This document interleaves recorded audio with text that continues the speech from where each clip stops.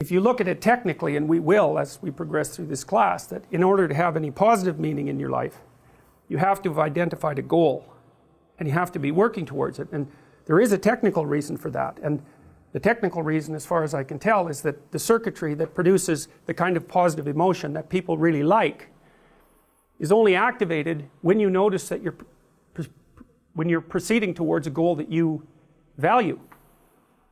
And so that means that if you don't have a goal that you value, you can't have any positive emotion. So technically that's the incentive reward system, and the underlying circuitry is dopaminergic, and when that circuitry is activated, then it's part of the exploratory circuit. It gives you the sense of being actively engaged in something worthwhile. And that's, you tend to think of positive emotion as something produced by reward, but there's two kinds of positive emotion. One is the reward that's associated with satiation, and that's consummatory reward, and that's the reward you get when you're hungry and you eat. But the thing about eating when you're hungry is that it destroys the framework within which you were operating, right? It's time to eat. Well, you eat, and then that framework's no longer relevant, so the consummatory reward eliminates the value framework, and then you're stuck with, well, what are you going to do next? And so the consummatory reward has with it its own problems, but the incentive reward is constantly what keeps you moving forward.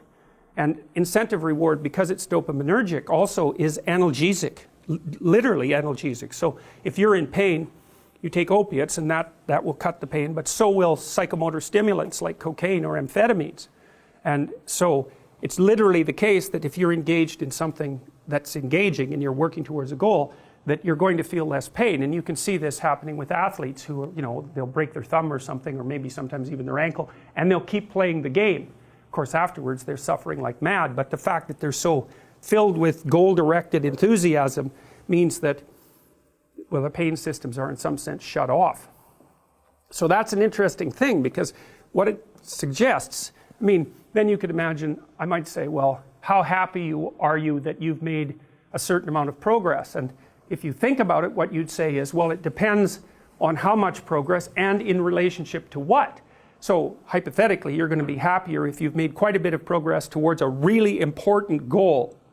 And then you have to think through what it means for a goal to be really important, because that's not obvious. Now, you could say, you're in this class and you're listening to some information, and maybe there's two reasons for that. You might find the information interesting per se, but let's forget about that for a minute.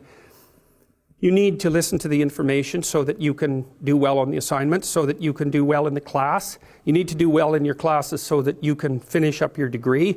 You need to finish up your degree so that you can find your place in the world.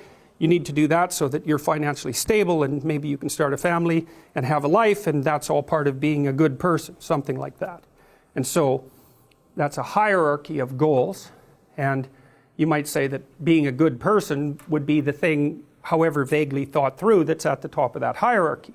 And then when you're doing things that serve that ultimate purpose, then you're going to find those more meaningful, and that meaning is actually produced as a consequence of the engagement of this exploratory circuit that's nested right down in your hypothalamus. It's really, really old. It's as old as thirst, and it's as old as hunger. It's really an old system. And so you want to have that thing activated. At least from a